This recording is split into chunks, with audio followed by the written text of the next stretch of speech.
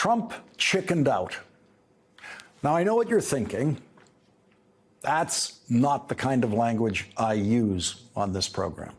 That's the kind of language that I and I hope you have come to regard as beneath the dignity of this hour of television, mostly because I studiously avoid cliche, and chickened out is like a wicked, lazy cliche, really cliche phrasing. It's the kind of thing you can expect from the low brows of social media world, where Elon Musk, who makes the mistake of thinking he's actually quite funny, often uses even uglier language.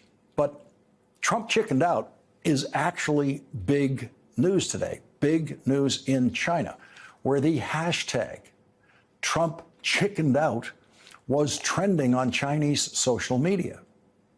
Chickened out is language beneath the dignity of the Wall Street Journal editorial board, of course. So tonight, instead of saying chickened out, they wrote this. Another harsh reality is that China called Mr. Trump's bluff and seems to have won this round.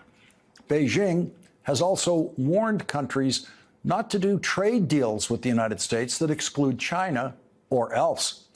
With even U.S. allies facing Mr. Trump's tariff assault, Beijing's threat has resonated in a way that it never previously did. U.S. diplomatic sway is ebbing. The question going forward is whether Mr. Trump is internalizing these economic and political lessons or merely pausing to fight his trade war another day. We doubt even Mr. Trump knows the answer, since so much of his decision-making is ad hoc. And so there's the Wall Street Journal saying, Donald Trump doesn't know what he's doing. And in Wall Street Journal speak, yeah, they said he chickened out. They did. And so, after trying to play the world's biggest tough guy by launching a trade war with China and the world, Donald Trump not only did not scare China a bit, but he is being humiliated in China as the world's biggest clown and the most economically incoherent American president China and the world have ever seen. Now, remember way, way back to last week when Donald Trump was promising that he would have a big, beautiful trade agreement with China very soon, like now or sooner. No one in China is calling the White House. No one. And so, with absolutely no proposal on the table from China, no concession from China, nothing but sharp, targeted, retaliatory action taken by China against the American economy, Donald Trump has decided to surrender to China without China giving Donald Trump anything in return. Absolutely nothing. Donald Trump said today that he was going to, at some time unknown, cut his absurdly high tariffs on Chinese goods, saying that the tariffs will, quote, come down substantially, but it won't be zero. Those were his words. Won't be zero. So now, tariffs that were 145%, Donald Trump is saying, won't be zero. Okay. And because Donald Trump is publicly losing his trade war and publicly surrendering to China, the stock market gained back some of its massive Trump losses today. The stock market wants Donald Trump to lose. That's what they're saying. They want him to lose his trade war. The stock market wants Donald Trump to surrender in the craziest worldwide trade war ever initiated in the history of the world. And that's why the stock market went up today, because the Trump tariffs are terrible for the American economy, terrible for American consumers, terrible for American workers, and terrible for Wall Street. And Donald Trump said they're going to come down. It's all it took. It's all it took for the stock market to go up. Remember when Donald Trump was promising how quickly China would be calling him, the president of China would be desperately calling Donald Trump to make a deal? Here's what the Chinese government spokesperson said today, quote, claiming it wants to reach an agreement with China while constantly applying maximum pressure is not the right way to engage with China, and it simply won't work. China's position on the tariff war initiated by the United States is very clear. We do not want to fight. but we are not afraid to fight. If it's to fight, we'll fight till the end. If it's to talk, our door is wide open. We'll fight to the end. The rest of the countries of the world have absolutely no doubt which side of the Trump versus China trade war is willing to fight to the end and which side chickened out. Donald Trump, the man who never apologizes, the man who never backs down, but in fact frequently backs down, sounded like he was trying to apologize to China. With China. Are you going to play hardball with them? Are you going to mention COVID? Well, I'm not going to say, no, I'm not going to mention COVID. I'm not going to say, oh, I'm going to play hardball with China. I'm going to play hardball with you, President Xi. No. We're going to be very nice. Oh, he's not going to blame them for COVID. Remember when he said he was going to blame them for COVID, like last week, make them pay for COVID in whatever his final trade deal with China would be in his trade war with China? That's what he said. He brought it up. That's why he was asked about it today. Are you going to blame them for COVID-19 when you're negotiating with them? And he said, oh, no. That was the cowardly lion roar you were hearing. That was the Trump nonsense. Now, Donald Trump is publicly begging President Xi to call him. And President Xi is not calling. The president of China is not picking up the phone. He's sending out a spokesperson to say, we'll fight to the end. No one in the Trump administration has said, we will fight to the end. Donald Trump wouldn't dare say today, we will fight to the end. His Treasury Secretary didn't dare say, we'll fight to the end. His usually clownish Secretary of Commerce, Howard Lutnick, wouldn't dare say, we'll fight to the end, because they won't, because they've already lost. Donald Trump's constant public flailing around ignorantly about tariffs in the White House these days has become a much more difficult rhetorical challenge for him than the way he idiotically talked about tariffs during the presidential campaign and lied to his voters every single time.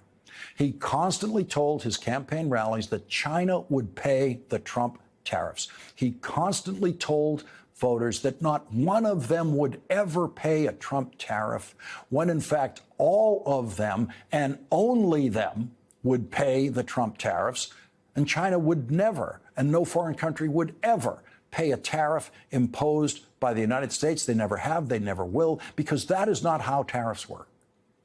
Donald Trump never admitted that a Trump tariff, a tariff imposed by the United States, is simply an increase on the price of that product in the United States and only in the United States, and is only paid by buyers in the United States. But today, in his desperate tariff ramblings, Donald Trump finally admitted in one line, one little line, how tariffs actually work.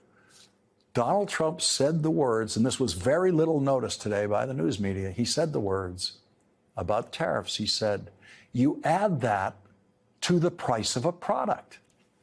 Yeah, that's what I've been saying about Donald Trump's tariffs since the first time he ever used the word tariff years ago. And today, Donald Trump finally, after years of lying every single time he talked about who pays the tariff, after years of lying about that, he finally said in a little noticed comment, which those of you who've joined me in this multi-year crusade against Trump tariffs here in this program really deserve to hear. So when you add that to the price of a product, you know, a lot of those products aren't going to sell. That's right, Tariff Man. When you add the tariff to the price of the product, which is exactly how it works, a lot of those products aren't going to sell. And the more products that don't sell, including American products that don't sell because they have components in them that have been tariffed, that is exactly how you get a recession, a really, really big recession. On Monday, Donald Trump met with the CEOs of the big retail stores, Walmart, Target, Home Depot, who told him that they could be 2 weeks away from empty shelves. And everyone in America walking into a Home Depot or a Target or a Walmart and seeing empty shelves would know exactly who to blame. They would blame the president, who is now polling disastrously on the economy and on his illegal and inane tariff war that he is decisively losing. A Reuters poll finds Donald Trump's approval rating on the economy is now 37%. 57% disapprove of how Donald Trump is managing or trying to manage inflation, which is to say increasing it. Polling shows 87% concerned about inflation, 86% worried about the cost of living, and 76% concerned about a recession. Donald Trump has said he couldn't care less if the price of cars goes up. He said, quote, "I couldn't care less if they raise prices." Spoken like a spoiled rich kid who grew up to be a rich Republican president riding in the back seat of government cars.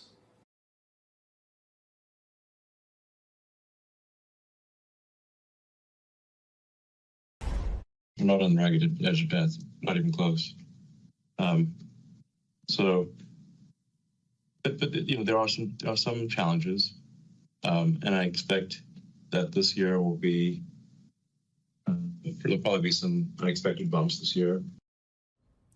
Tesla held its earnings call yesterday, and the good news is apparently the company is not on the ragged edge of death.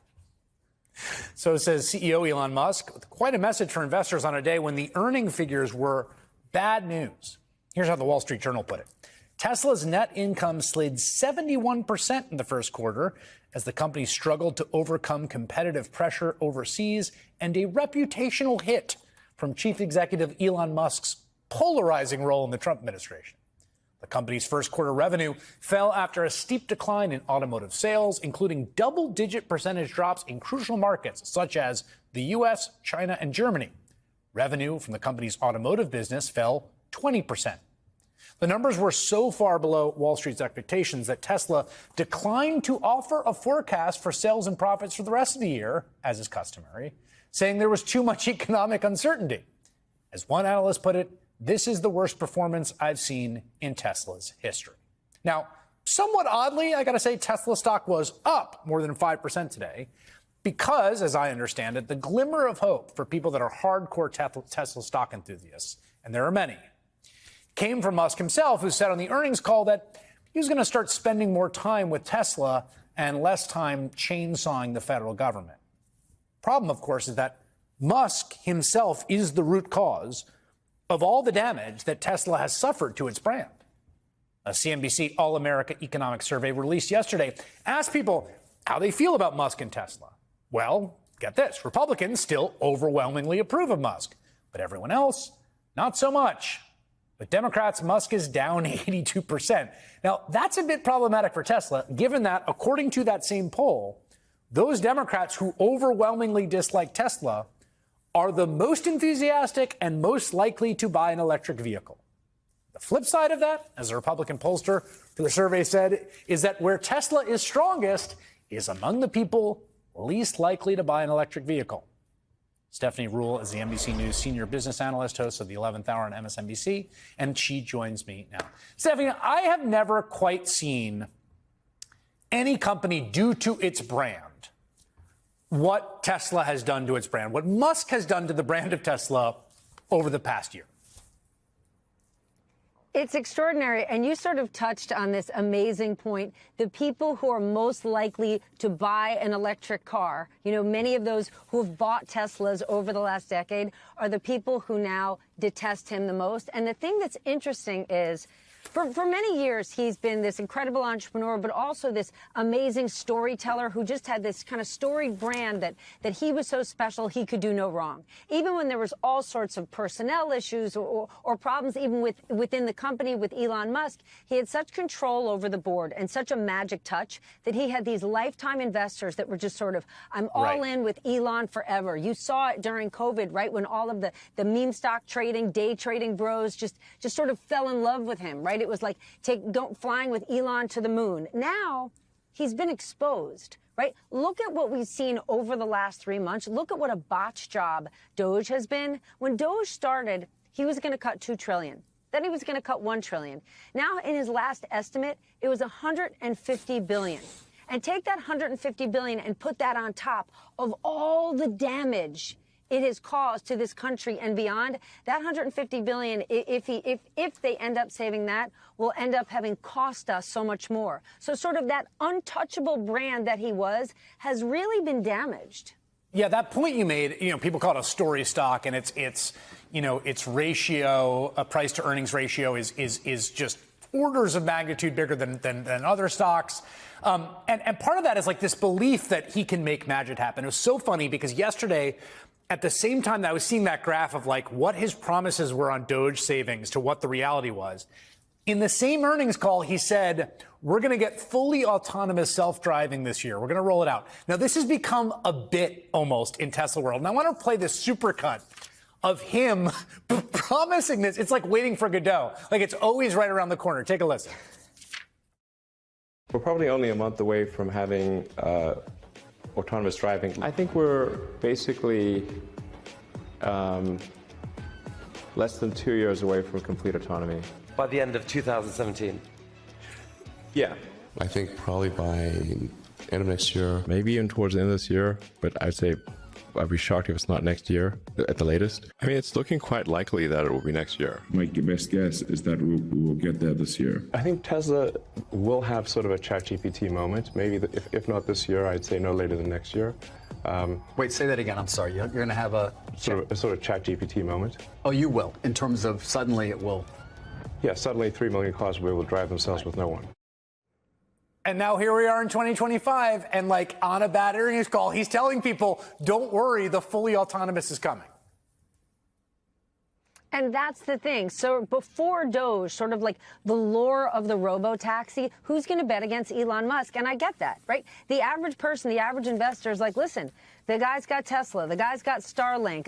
Look over there at SpaceX. He can do no wrong. Why not bet on him, right? That's always been the case. Yeah. But he's really sort of been revealed in the last 3 months that even if he goes back to Austin now and goes back to, the famed, he's going to sleep on the factory floor and dive back into Tesla, I don't know that it's going to have the same impact.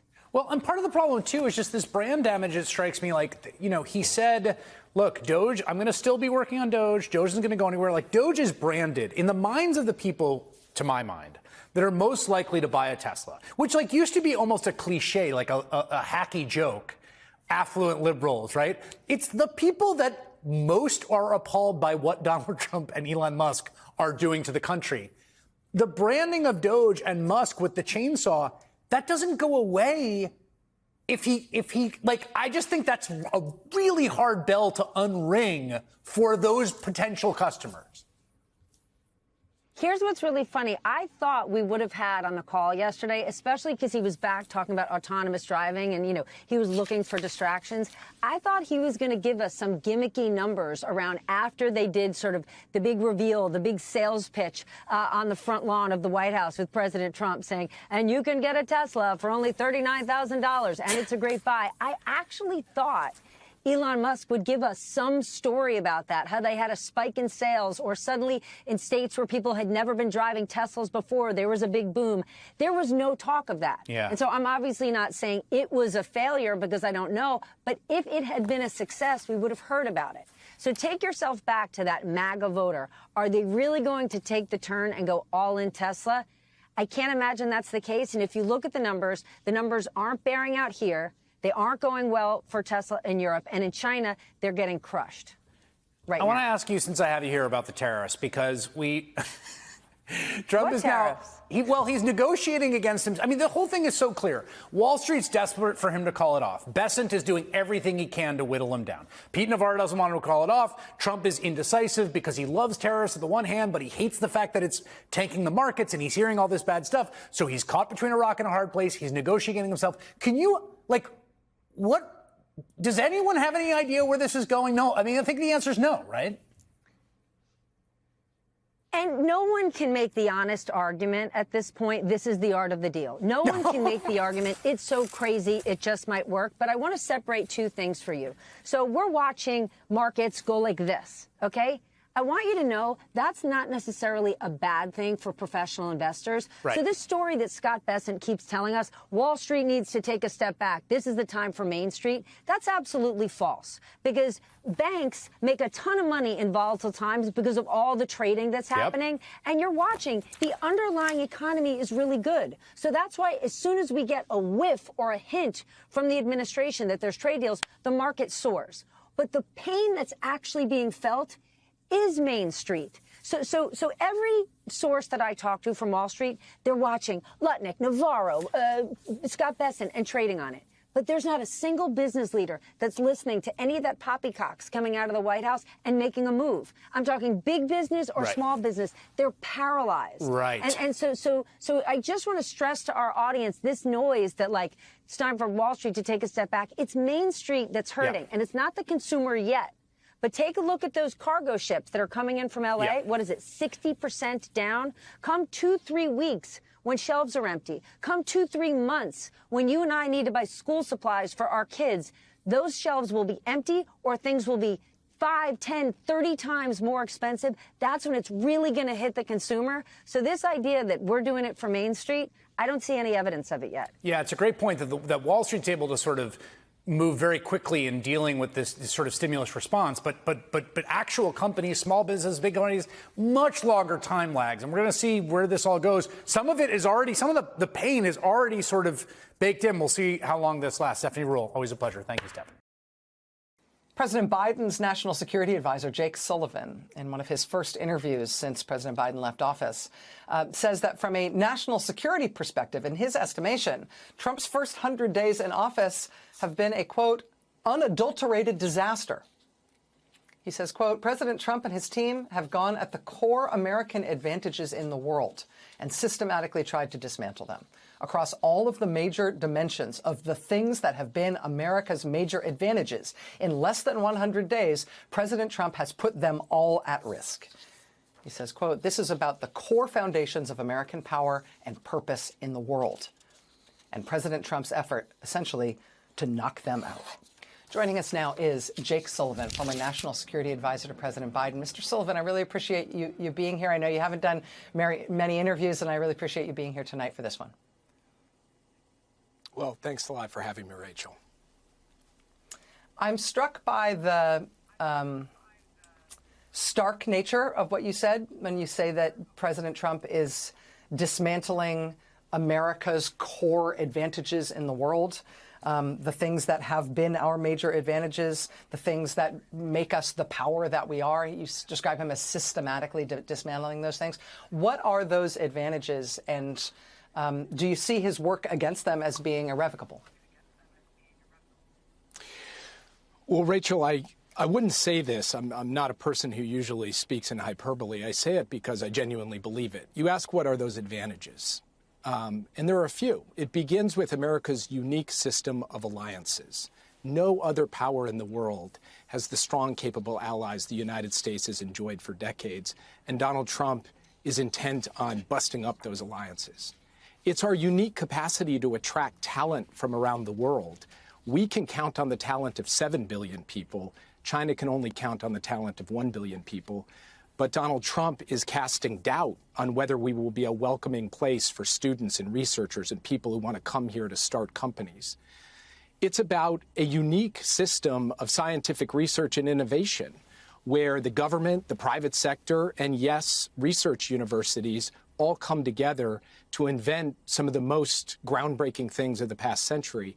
And yet he's going after basic research funding at NIH, and he's going after major universities.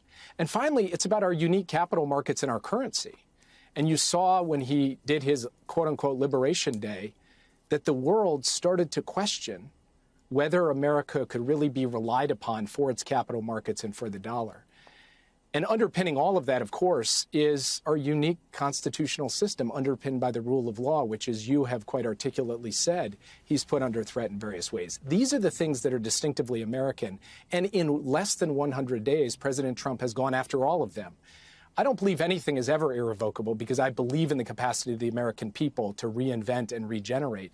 But the damage he has done so far is significant, and it appears that there's probably more to come. If we lose those advantages, which you just, I think, very eloquently and succinctly described, if you take those things away from America, what kind of country are we? Is there another country in the world that has any of the other characteristics that we have as a country, but not those advantages? Is there a country in the world that you think Trump is modeling us on or trying to make us more like? Well, I mean, it certainly is taking us in the direction of a more authoritarian, more normal, more brutal great power. And that starts to look more like a China or a Russia. I mean, if you're sitting in Beijing right now and you're looking at what's happening in the United States, you're saying, we've spent a long time worried about these areas where the United States had a distinct advantage over us. We don't have the allies the U.S. had. Now it appears the American president's handing them away. We can't attract talent the way the United States does. Now France is going out and saying, hey, come to France because you're scared to go to the United States. We don't have that uniquely American innovation ecosystem, and yet the president of the United States is going at the basic research foundations and the institutions of higher learning that have set America apart. Amazing.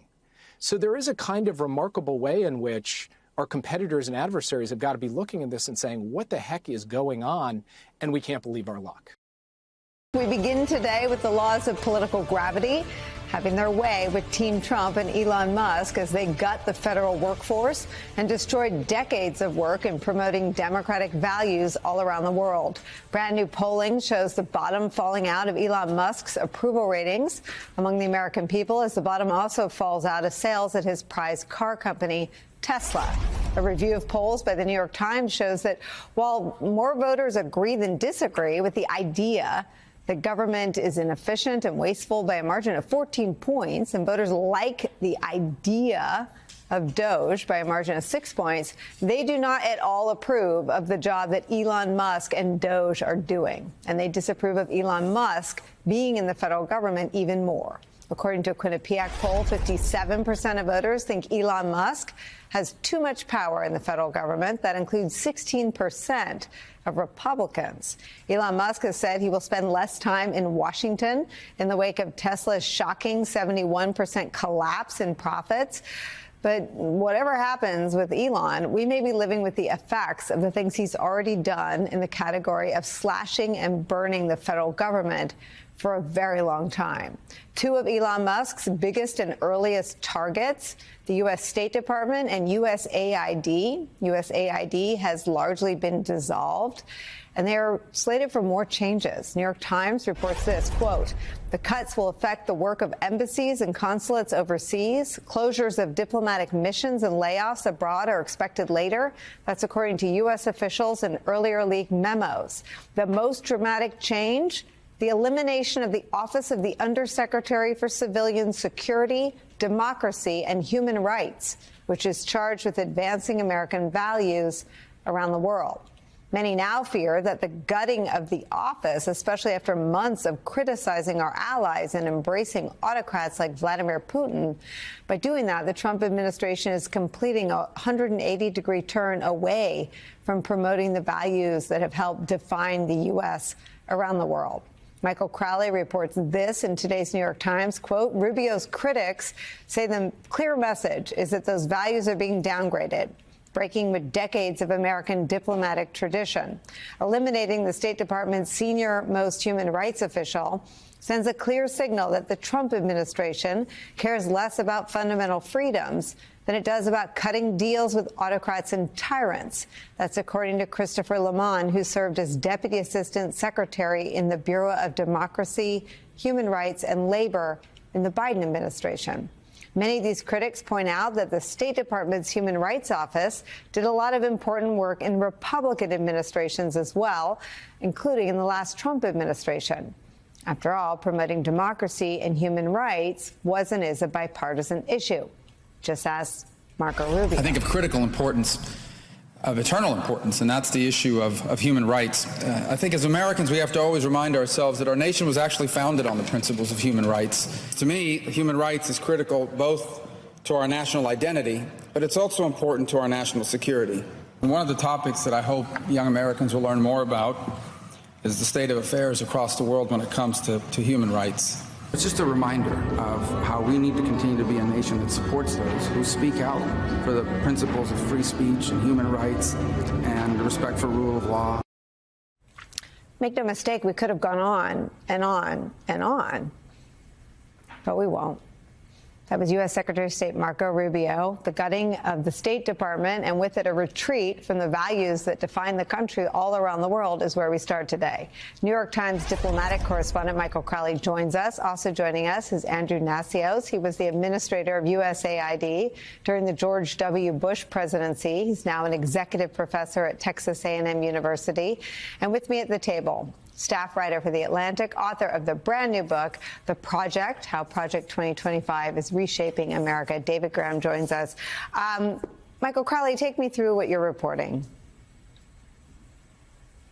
Well, you know, the State Department had so far escaped the blade of DOJ and the cutting of the bureaucracy that has been such a high priority of the Trump administration. Of course, USAID was dismantled and closed down, but although it was sort of a sibling of the State Department, it was not within the State Department. So Marco Rubio now has unveiled his reorganization plan for the State Department.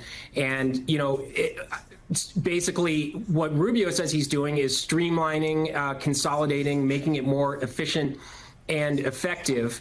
I think what really jumps out are two things. One, the part of the reorganization that you mentioned, which is eliminating this division. It's one of 6, they call them undersecretariats. There are undersecretaries of state for things like management, public diplomacy, arms control. This was the undersecretariat for basically protecting people and promoting democracy. So human rights, democracy, civilian protection, and overseeing, and that office oversees, you know, several bureaus that work on those particular issues, including ones with a close focus on human rights, one that issues the State Department's annual human rights report.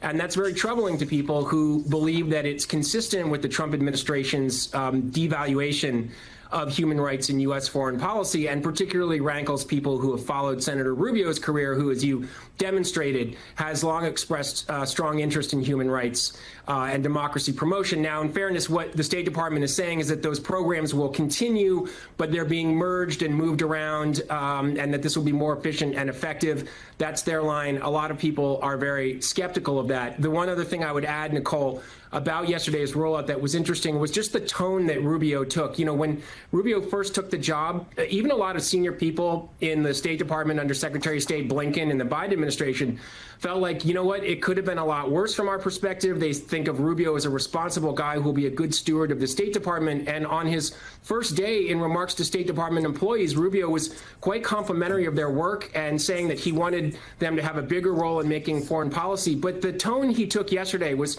quite critical, saying that the State Department was bloated, had become a hotbed of a radical political ideology, and seemed in some ways, I think, contemptuous in a way that upset a lot of Foreign Service officers who were wondering, you know, where's the Rubio that we used to know? So a lot will depend on the implementation. We can talk more about that, but those are the big top lines I'm seeing right now. A lot of frustration within the Foreign Service and people who used to know what they feel was a different Senator Rubio. Here's a tweet from former Congressman Tom Malinowski, who led the Human Rights Office. When I ran the State Department's Human Rights Bureau, few senators were more interested in our work than Marco Rubio.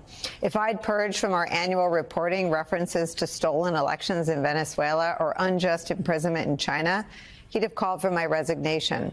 The State Department is required by law to issue these annual public reports on human rights violations for every country. They are supposed to be full and complete, covering every major category of human rights abuse, including prolonged detention without charges. The point is to force us to be honest about the foreign governments we're dealing with, so that if the president wants to sell arms to a foreign country or have a chummy relationship with its leader, he can't deny it's torturing prisoners or refusing to hold free elections. Marco Rubio isn't just putting a different spin on some bureaucratic structuring of a federal agency. His whole reason for being in the U.S. Senate is the very kinds of things that he's now turning his back on. What is the theory about how far Marco Rubio is willing to go to keep his job? Yeah, well, Nicole, a working theory, which I can't tell you is definitely true, but would be consistent with the evidence we're seeing, is that Marco Rubio felt like to get this job and now to hold this job, he was going to have to become MAGA.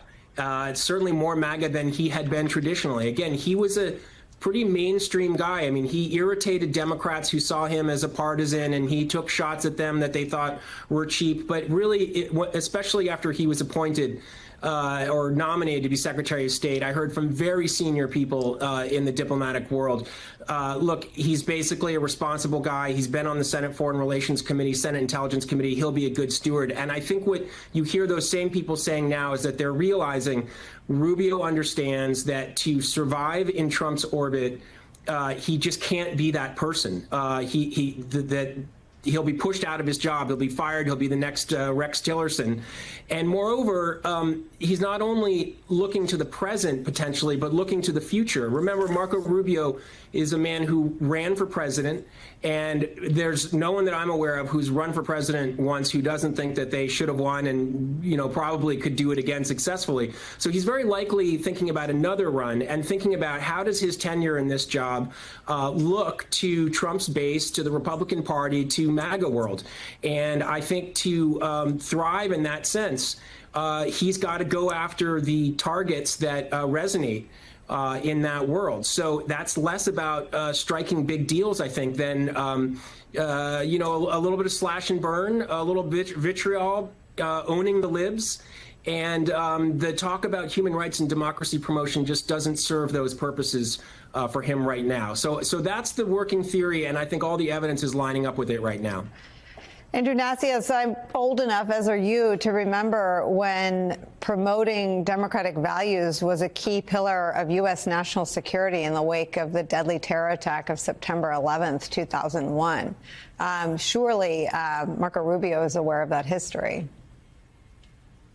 If you look at President Bush 43's second inaugural address, it was all about democracy. In fact, it's probably the strongest statement for democracy around the world since Woodrow Wilson.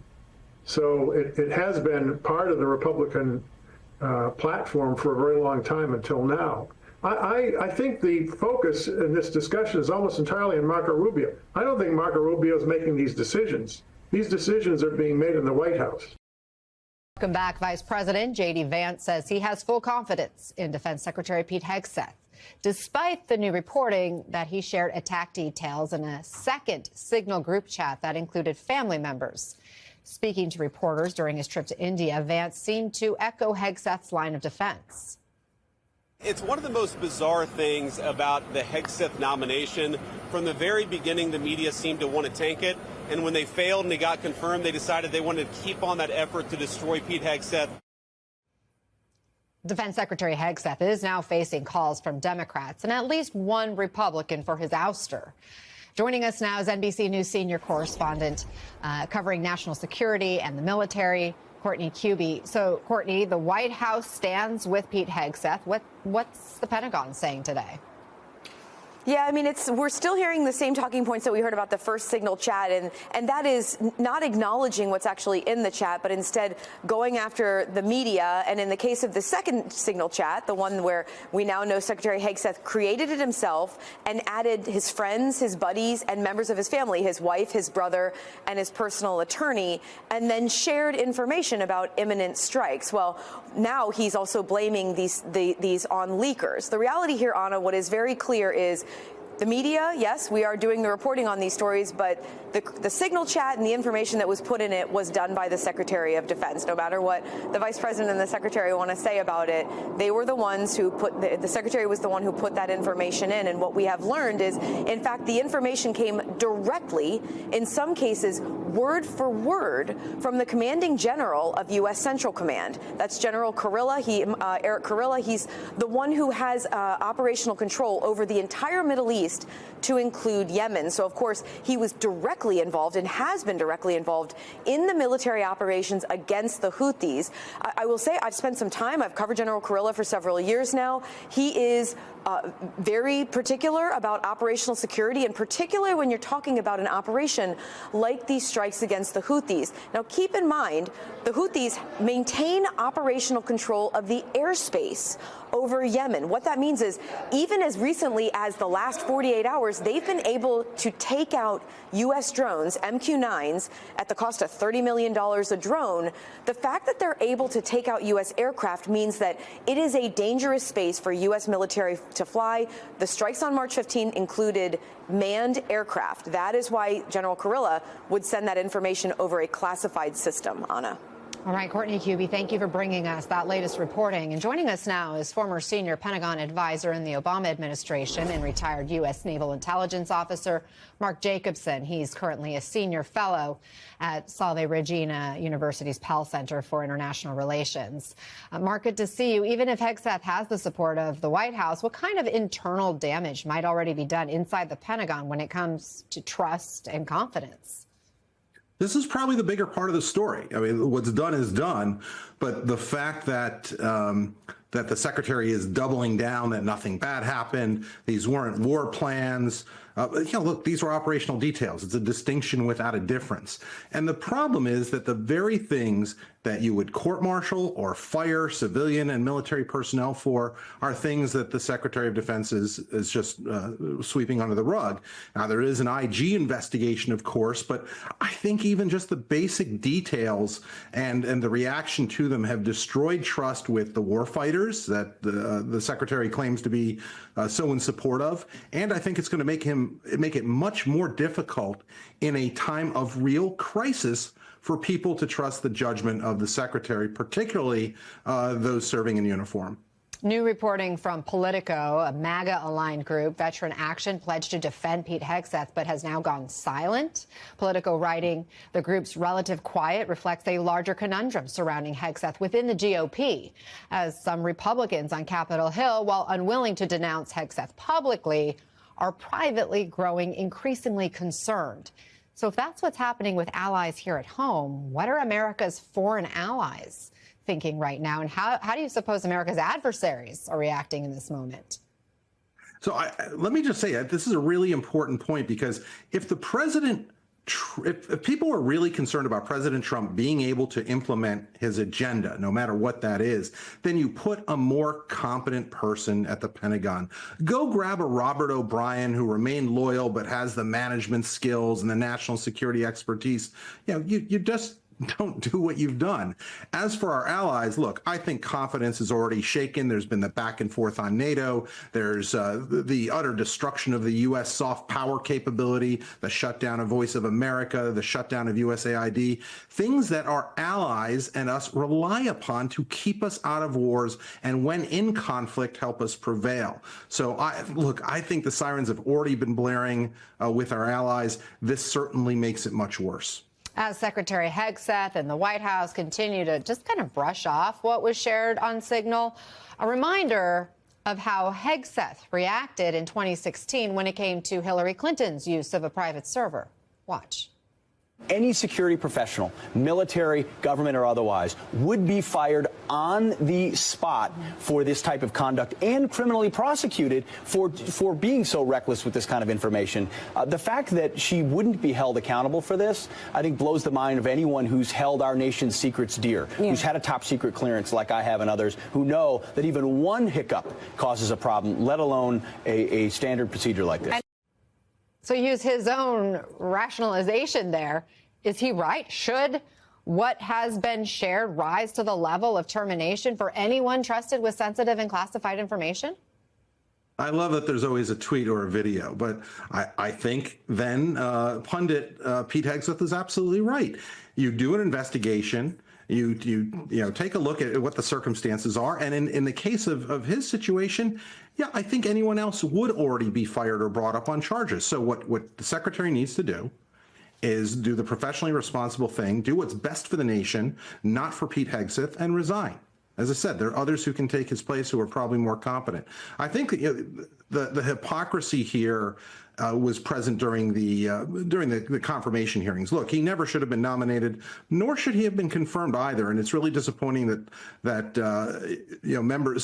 senators who would normally have simply not even allowed something like this to come to a nomination hearing, allowed it in this case. There's just no judgment here. And I say this as someone who had to deal with classified information having to do with human intelligence sources, where if I let that information get into the wrong hands, a source could die.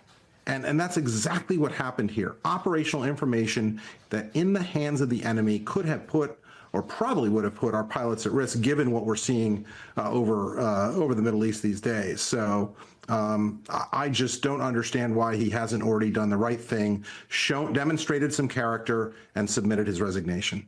Mark Jacobson, thank you so much. He hasn't even admitted making a mistake at this point, so we'll see where it goes from here. Appreciate your time. Thanks.